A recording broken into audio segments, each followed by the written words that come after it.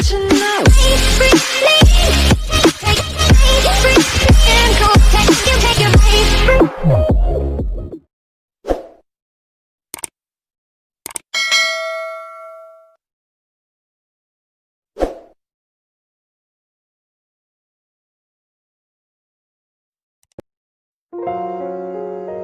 guys, kembali lagi bersama saya, Giovanni Lutfau, dalam perkuliahan pemrograman linear.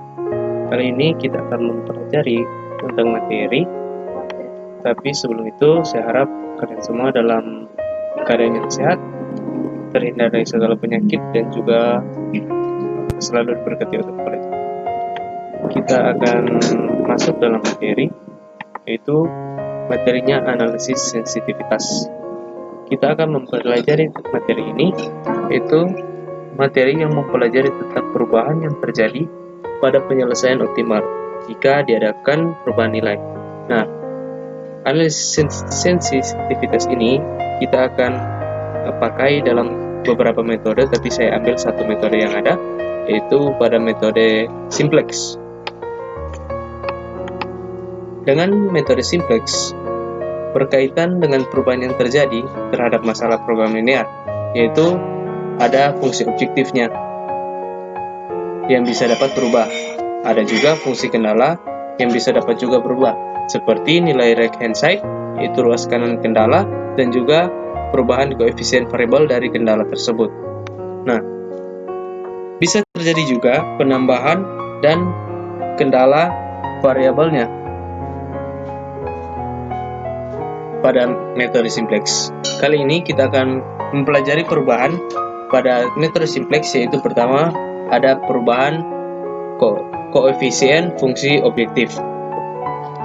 Nah, pada perubahan koefisien fungsi objektif ini kita akan mengambil salah satu permohonan linear, contoh permohonan linear yang ada, supaya kita akan mengetahui perubahan-perubahan yang terjadi. Yaitu pertama, kita akan perhatikan contoh seperti berikut.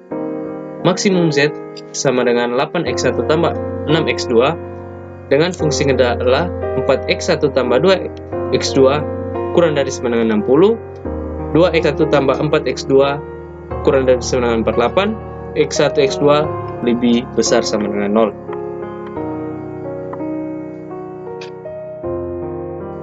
Dengan fungsi kendala yang kita dapat kali ini, kita akan melakukan suatu proses algoritma simplex yang sudah kita pelajari sebelumnya, sehingga kita akan memiliki hasil yang optimal. Dengan melakukan metode simplex, kita akan dapati dengan hasil optimal seperti tabel berikut, yaitu dengan tabel optimal Z132, X112 dengan X2 6. Nah, bagaimana jika kita melakukan perubahan, yaitu terjadi pada koefisien X1. Nah, koefisien pada X1 ini yang nilainya 8, kita akan mengubah dengan C1. Nah,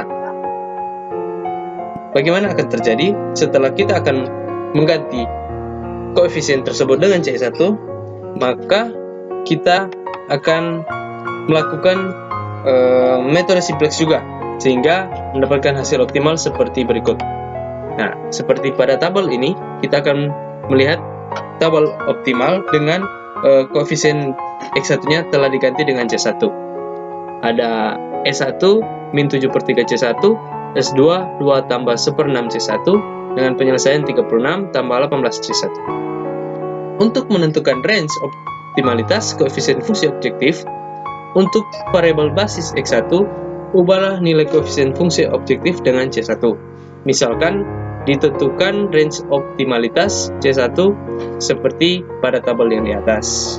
Seperti yang saya katakan tadi, nilai koefisien X1-nya kita ganti dengan C1 sehingga mendapatkan peroleh tabel optimal seperti ini. Selanjutnya kita akan melakukan analisis, yaitu pada nilai C1-nya. Nah, nilai min 7/3 C1 lebih besar sama dengan 0, kita akan sederhanakan menjadi C1 lebih besar sama dengan 3/7.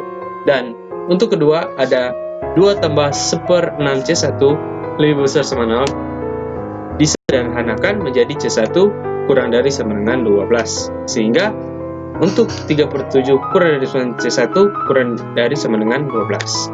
Karena soalnya pola maksimum, maka disyaratkan semua baris ke 0 tidak negatif. Artinya ditanya maksimum kan, berarti baris yang ke 0 tidak juga negatif.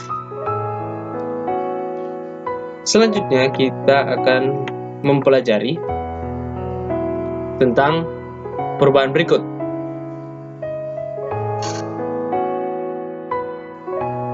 Kedua yaitu kita akan mempelajari tentang perubahan nilai RHS atau nilai right hand side ruas kanan kendala.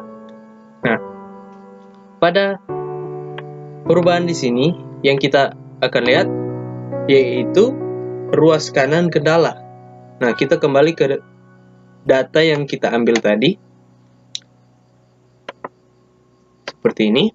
Analisis sensitivitas terhadap perubahan nilai right hand side yaitu menentukan range visibilitas sebuah right hand side sehingga variabel-variabel basis dalam penyelesaian optimal tidak berubah. Nah, kita lihat pada tabel ini. Ada sebuah penambahan pada tabel paling ujung. Akan ditentukan range visibilitas untuk B1 ditambahkan 1 kolom delta B1 dalam tabel simplex, kemudian dijalankan algoritma simplex sampai diperoleh solusi optimal. Jadi maksudnya di sini kita akan menambahkan tabel baru dan melakukan suatu proses algoritma simplex sehingga mendapatkan hasil optimal juga dan digabung dalam tabel optimal. Nah, sehingga kita akan memperoleh hasil optimal seperti ini. Nah, sehingga kita akan memperoleh nilai optimal dengan delta B1 ada 5/3 untuk Z dan 1/3 untuk X1 dan min 1/6 untuk X2. Setelah kita mendapatkan nilai seperti ini, kita akan melakukan analisis berikutnya, yaitu supaya solusi optimal mempunyai variabel basis yang sama, yaitu X1 dan X2, maka disyaratkan sebagai berikut. Ruas kanan tersebut kita akan lebih besar sama dengan 0. Ada 12 tambah 1/3 delta B1 lebih besar sama dengan 0 dan 6 kurang 1/6 delta B1 lebih besar 0. Sehingga kita akan diperoleh min 200 kurang dari sama dengan delta B1 kurang dari sama dengan 50 atau B1 itu kurang dari 800 kurang dari 1050.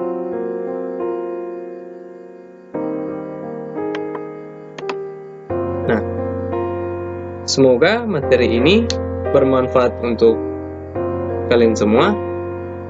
Saya harap kalian memahami dan dapat mempelajarinya di rumah. Tetap jaga kesehatan,